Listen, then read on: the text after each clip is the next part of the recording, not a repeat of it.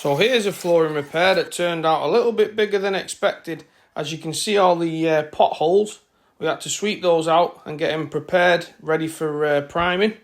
And then a more important large area, looked a little bit like the Grand Canyon. We had to get that up 2.5, 3 inches.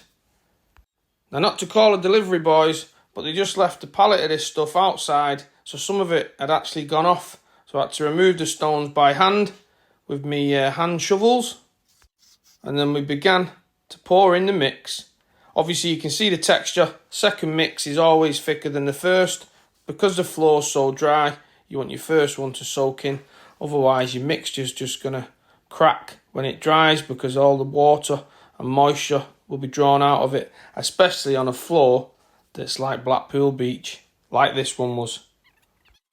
So that's me just pointing the finger, showing all the potholes I've now got primer in. There's still some other heavier areas we've got to go over with some patch repair before we can get this floor levelled, smoothed and screeded off.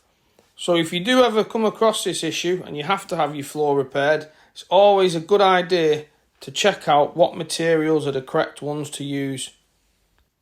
Another little small tip is when pouring from the bucket, always pour out from the same side.